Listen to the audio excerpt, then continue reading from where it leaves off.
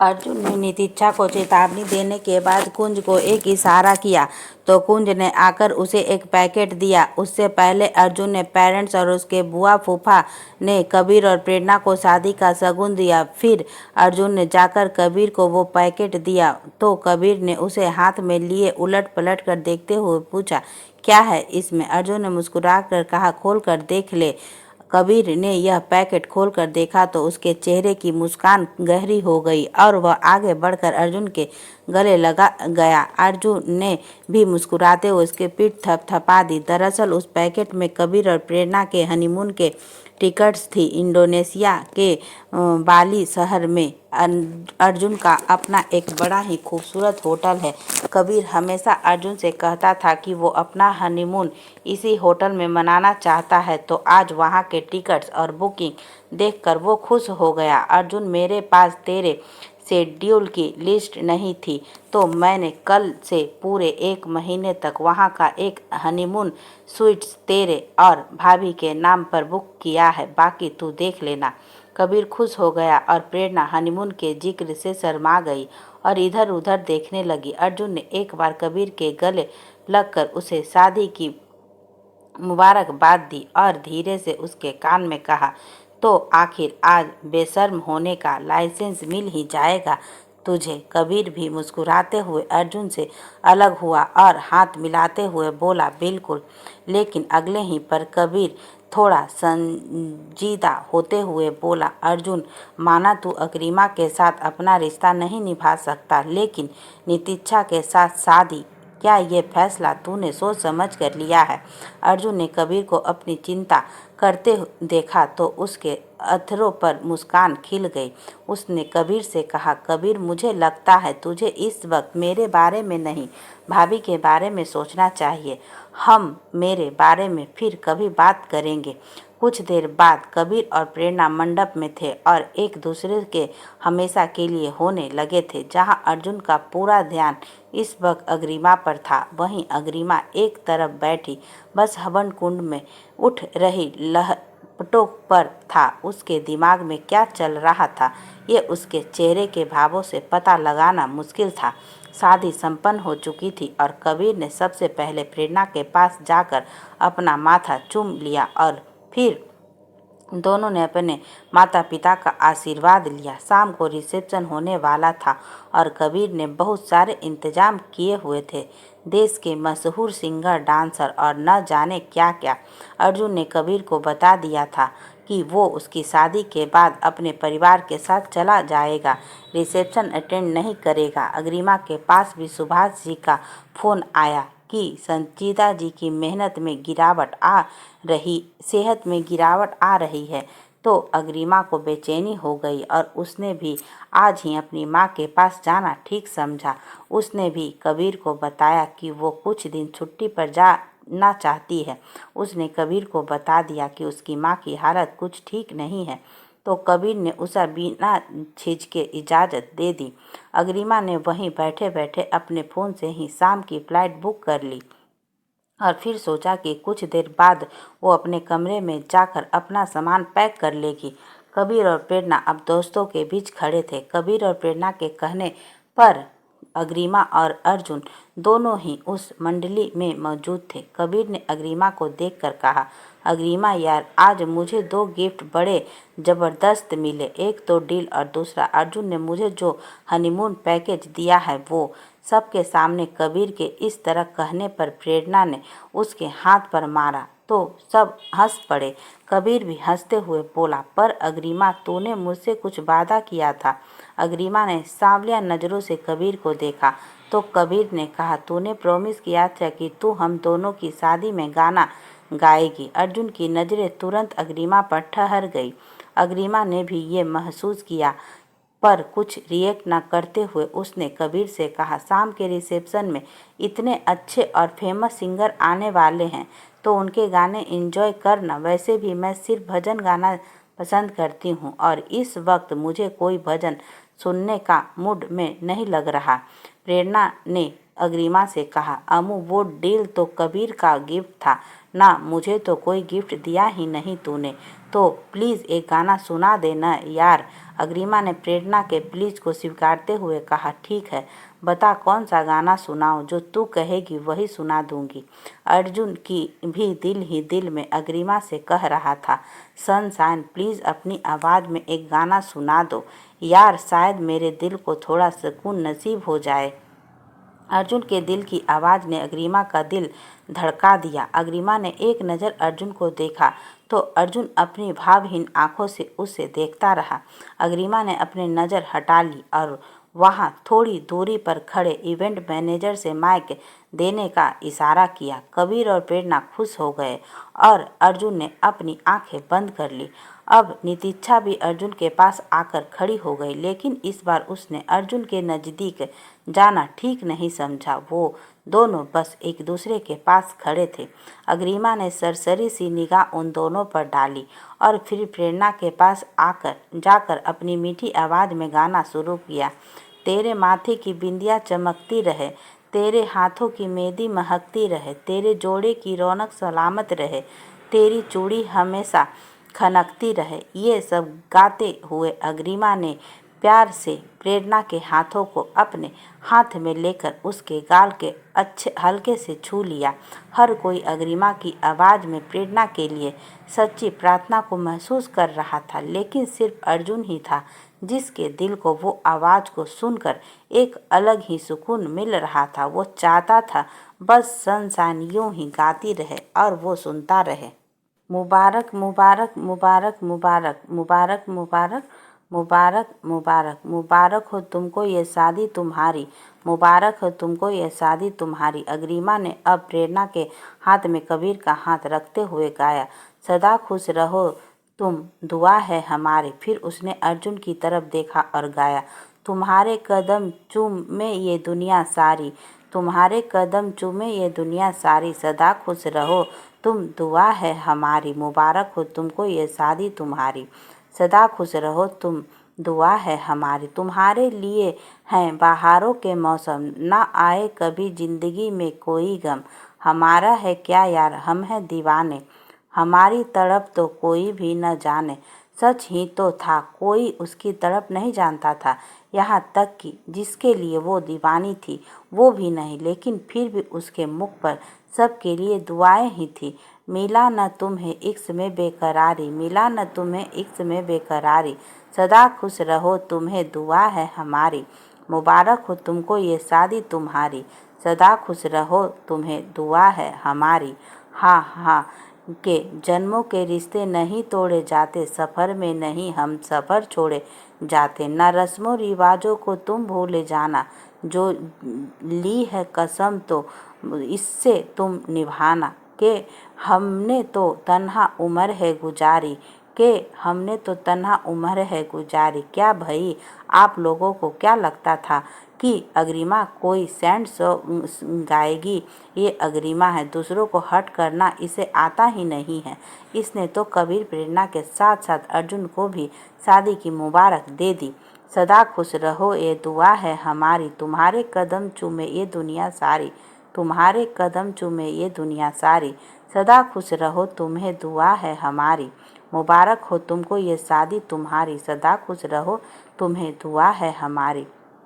इसके आगे के गाने के बोल वो गाने के रूम में ही नहीं गाना पाई, जो कुछ इस तरह थे, जा मैंने भी प्यार किया है, हाँ मैंने भी प्यार किया है, हाँ मैंने भी प्यार किया है, हाँ मैंने भी प्यार किया है। अग्रिमा ने अर्जुन को गाने के माध्यम से अपनी कुछ फीलिंग सुना दी और कुछ अपने अंदर ही रख ली, पर अर्जुन उसे तो बस वो मीठी सहज सी आवाज़ सुनाई दे रही थी जिससे वो खो गया था। जब उससे खड़ा नहीं रहा गया तो वो एक तरफ जाकर एक चेयर पर बैठ गया और उसकी आंखें खुली होने के बावजूद भी उसे बंद महसूस हो रही थी और नज़र आ रही थी एक मासूम सी लड़की जिसके पर दुपट्टा उड़ उड़कर उसे परेशान कर रहा था और उसकी वो उलझन अर्जुन को दीवाना करती जा रही थी। अर्जुन का ध्यान तालियों की गड़गड़ाहट से टूटा जब उसकी सनशाइन ने अपना गाना खत्म किया और बाकी सब ने तालियों से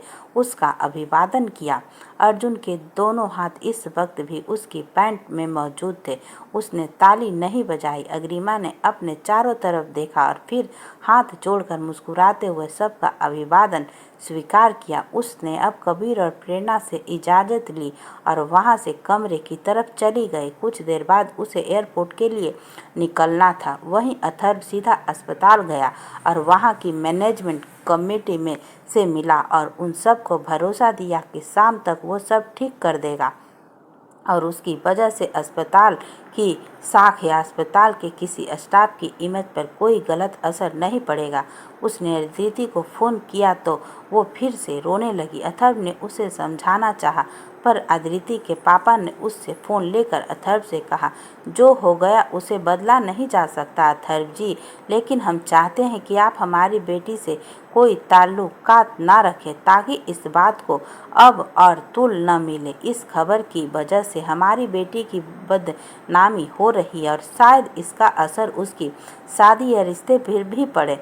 हम कोई अच्छा सा लड़का देखकर अब अदिति की शादी करना चाहते हैं और आपके हमारी बेटी के ताल्लुक से कहीं ये सब भी थोड़ा मुश्किल ना हो जाए। अदिति के पापा ने कड़े शब्दों में अथर्व को अदिति से बात करने से मना कर दिया और अथर्व भी उनकी बात समझते हुए उन्हें कोई जवाब नहीं दे पाया।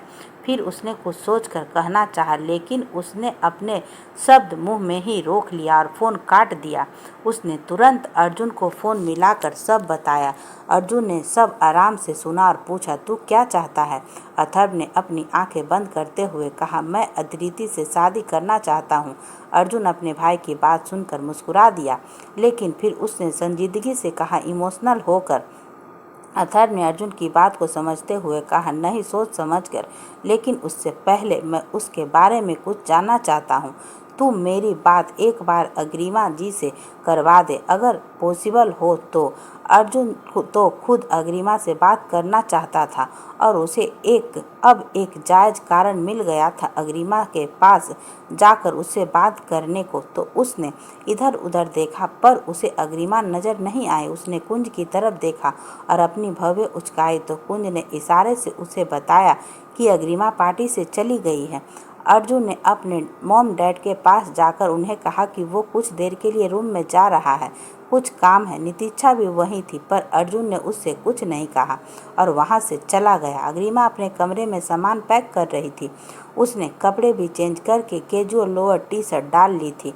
रूम का दरवाज़ा नॉक हुआ तो अग्रिमा हैरान सी हुई, इस टाइम कौन हो सकता है? अब सब तो शादी में है। उसने बेड पर पड़ा अपना दुपट्टा उठाया और उसे अपने कंधों पर डालकर उसने गेट खोला तो सामने अर्जुन ग्रे कलर के 3 पीस सूट में खड़ा था।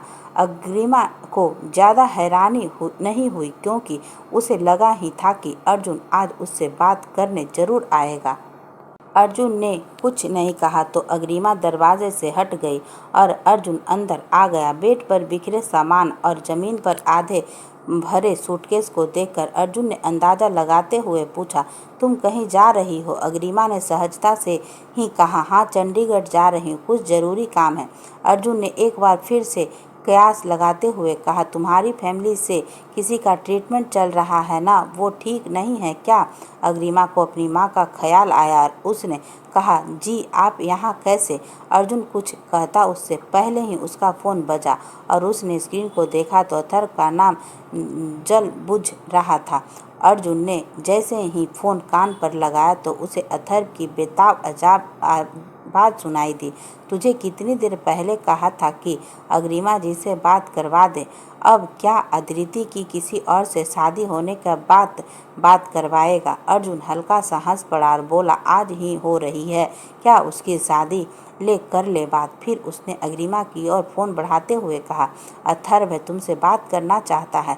अग्रिमा ने फ़ोन लिया और हेलो कहा तो उसने अर्जुन की उन दोनों की बात सुनने की चाह को नोटिस कर लिया था और उसने अब फ़ोन स्पीकर पर डाल दिया था।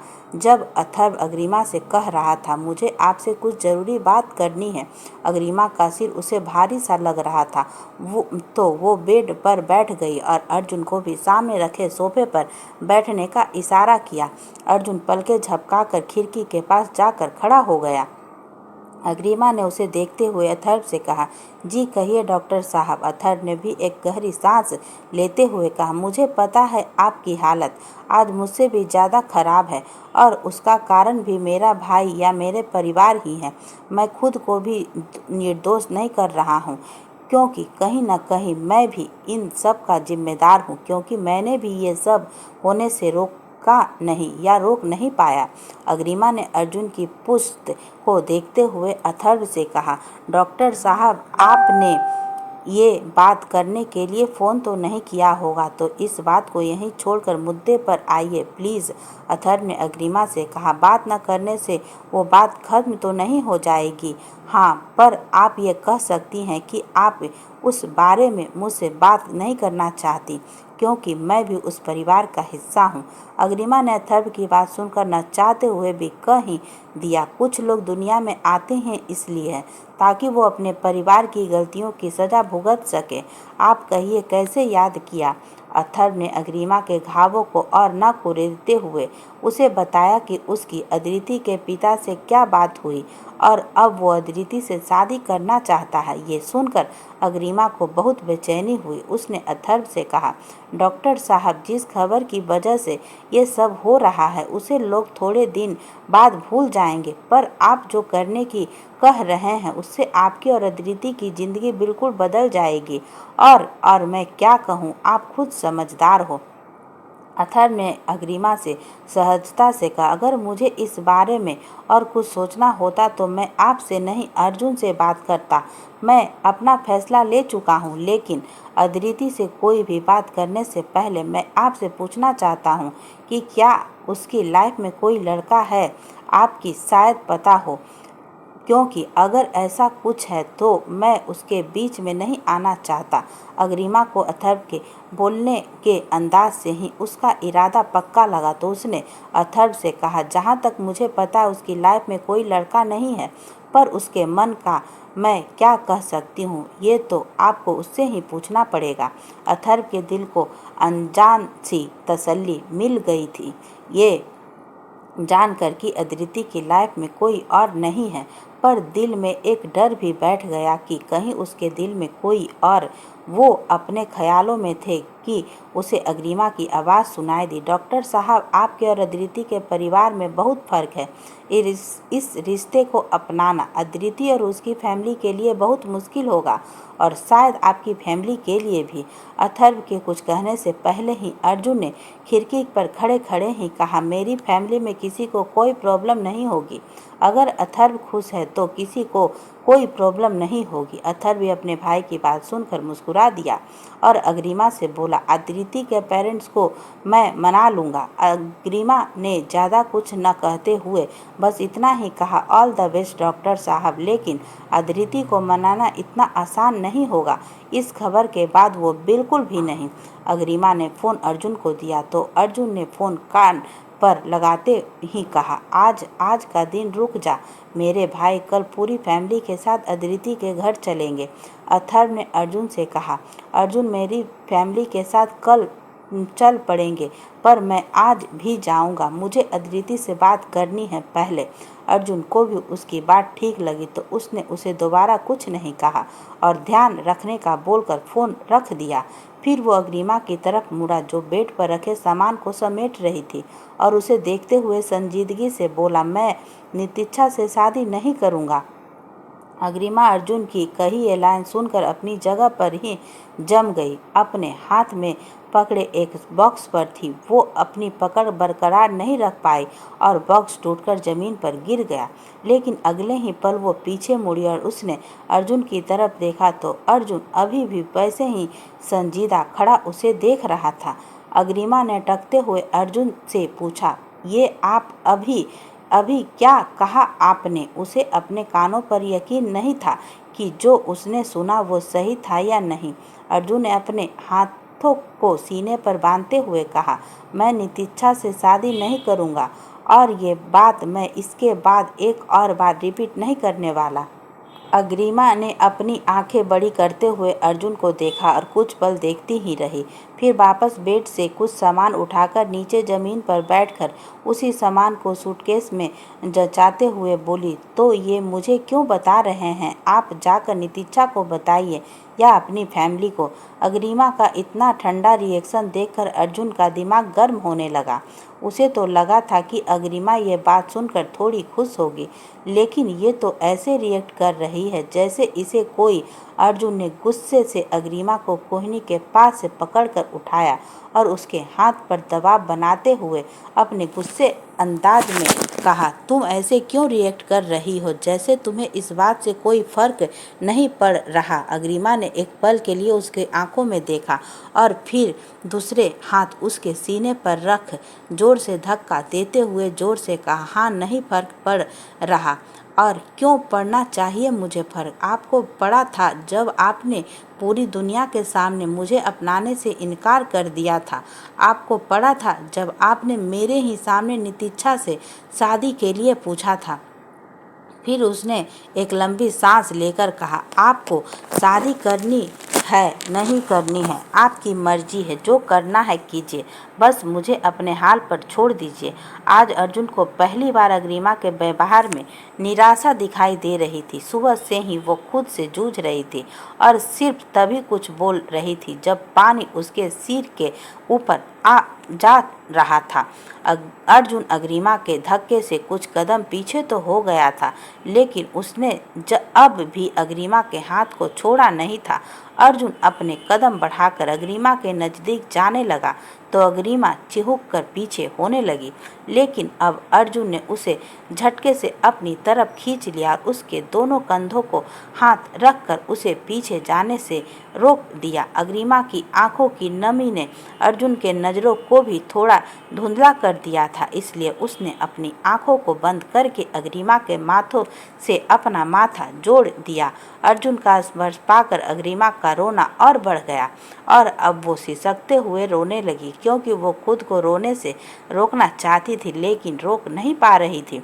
अर्जुन ने उसका रोना बर्दाश्त नहीं हो रहा था। उसने अब बेरुखी में आकर अग्रिमा का चेहरा अपने हाथों में ले लिया और बोला, चुप हो जाओ। अग्रिमा के लिए अर्जुन का साथ ही बहुत खास होता था और आज इस तरह से अर्जुन के साथ होने के एहसास ने उसे कमज़ोर कर दिया था। वो बस अर्जुन के आगोश में समा जाना चाहती थी। कैसे उसने खुद को रोक रखा था ये बस वही जानती थी। उसके हाथ अपने लोअर पर कस गए थे, आंखें बंद थी लेकिन आंसू लगातार बह रहे थे। अर्जुन ने अपने आप को संयत करने के लिए अपना थूथ झटका और 2-3 लंबी सांसें लेने के बाद उसने अपने अंगूठे से उसके गालों से उसके आंसुओं को साफ किया और कहा, मुझे तो ये समझ नहीं आ रहा कि तुम मेरी दूसरी शादी से दुखी हो या मैं अब दूसरी शादी नहीं कर रहा इस बात से दुखी हो।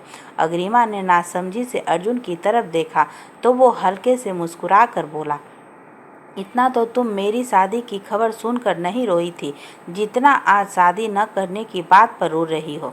अर्जुन की बात और उसके अंदाज पर अग्रिमा के चेहरे पर भी हल्की सी मुस्कान आ गई, बिल्कुल वैसे ही जैसे बादलों के पीछे से हल्का सा चांद दिखता हो और अर्जुन के सीने में सुकून उतर आया। अग्रिमा को एक दूसरे की नज़दीकी का एहसास हुआ तो वो झटके से अलग हो गई और 4 कदम पीछे हो गई। इस बार अर्जुन ने भी उसे नहीं रोका, लेकिन फिर उसने अग्रिमा से कहा, बैठो, कुछ बात करनी है। अग्रिमा ने बेड से सामान एक साइड किया और वहां बैठ गई। वैसे भी वो रो रो कर थक गई थी और अब उसे आराम की ज़रूरत महसूस हो रही थी। अर्जुन ने भी चेयर खींची और अग्रिमा के पास लाकर उस पर बैठ गया। अर्जुन ने अग्रिमा से पूछा, तुम्हें सच में अच्छा नहीं लगा ये जानकर कि मैं शादी नहीं कर रहा? अग्रिमा ने अर्जुन से नज़रें फेरते हुए कहा, मुझे ये जानकर अच्छा लगा कि आप नितिक्षा से शादी नहीं कर रहे। वो और आप एक दूसरे के संयोज्य नहीं हो। रही आपकी शादी न होने की बात, तो वो आज नहीं तो कल होगी ही। अर्जुन ने अग्रिमा के चेहरे पर आई उदासी को भांपते हुए कहा, और अगर मैं उस लड़की से शादी करूं जिसे मैं पसंद करता हूं तो क्या तब भी तुम ऐसे ही रोओगी? अग्रिमा ने अर्जुन को देखकर शिकायती लहजे में कहा।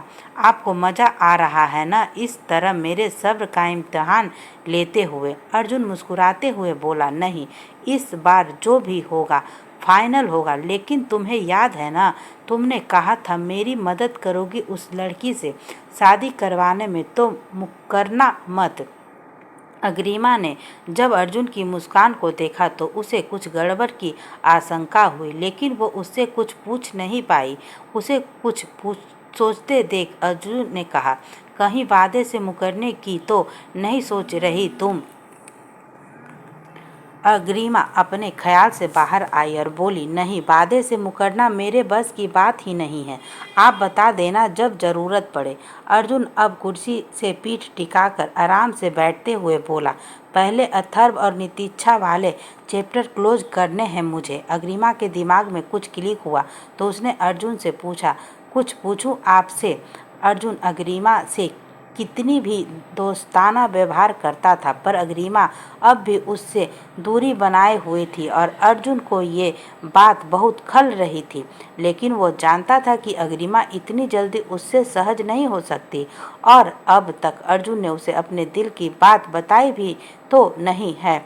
उसने प्यार से अग्रिमा को देखते हुए पूछा, तुम्हें कुछ पूछने के लिए इजाज़त की ज़रूरत क्यों लग रही है? अग्रिमा को अर्जुन कुछ अलग सा लग रहा था, पर उसने उस ख्याल को ज़्यादा तवज्जो न देते हुए कहा, अगर आपको शादी नहीं करनी थी तो आपने नितिच्छा से शादी के लिए पूछा क्यों? अर्जुन ने बिना झिझक के अग्रिमा को नितिच्छा और निमेश जी के प्लानिंग के बारे में बता दिया और ये भी कि किस तरह नितिच्छा ने उसके क्लोज आने का प्लान बनाया था। अग्रिमा को यह सब जानकर कुछ खास आश्चर्य नहीं हुआ, क्योंकि वो निमेश जी के काफ़ी गलत कारनामों से वाकिफ थी और नितिच्छा की हरकतों से भी। पर फिर भी उसने अपने मन में उठे एक और सवाल को जवाब दी, ऐसा था तो आप साफ साफ मना कर देते ये सब।